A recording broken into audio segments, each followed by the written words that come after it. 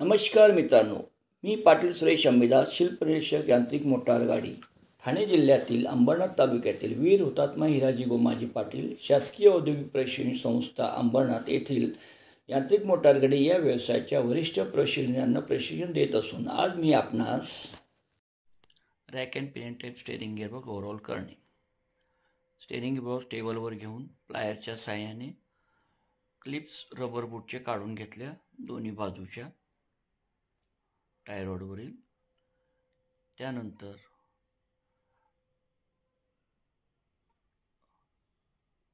रॅकचं damper spring व damper lock nut काढून घेतला.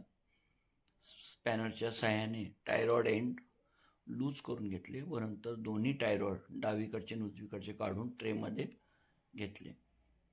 त्यानंतर पिनियनचा लॉक नट उघडून घेतल्यानंतर पिनियनला फिरवून एका बाजूला रॅक काढून खेचून घेतला. त्यानंतर पिनियन काढून घेतला बाहेर. पिनियन काढून घेतल्यानंतर रॅकही काढला. सर्व साहित्य टेबलवरती व्यवस्थित ठेवलं.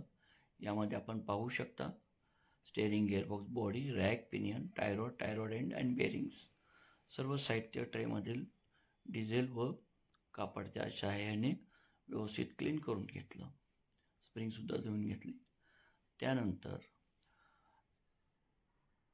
पिनियनचे टीथ चेक केले, त्याची बेरिंग कशी फिटेड चेक केले, रॅकचे टीथ चेक केले व त्यानंतर त्यामध्ये ग्रीस भरून सर्व पार्ट्स उलटक्रमाने आपण फिट करत आहोत. या ठिकाणी आपण पाहू शकता बॉडीमध्ये आधी रॅक टाकला, त्यानंतर पिनियन इन्सर्ट केला, फिरून बघितला व्यवस्थित टीथ एंगेज झालेले आहेत किंवा नाही.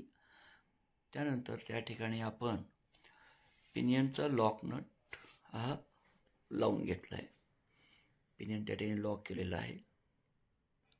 त्यानंतर डॅम्पर स्प्रिंग व डॅम्परचा लॉक नट आपल्या आवश्यकतेनुसार जेवढं पिनियन आणि रॅकमध्ये बॅकलॅश आवश्यक आहे तेवढ्या हिशोबात आपण त्याला घट्ट केला. या प्रकारे घट्टनंतर डावीकडचे उजवीकडचे टाय रॉड बघून टाय रॉड एंड रॅकला जोडून घेतले. त्यानंतर रबर बूट क्लॅम्पच्या साहाय्याने व क्लेव्हिस पिनच्या साहाय्याने लॉक केले. अशा प्रकारे या ठिकाणी आपण rack and pin type steering गिअरबॉक्सचं ओव्हरऑलिंग केलेलं आहे. हे करत असताना पुन्हा त्याला चेक करणं गरजेचं आहे.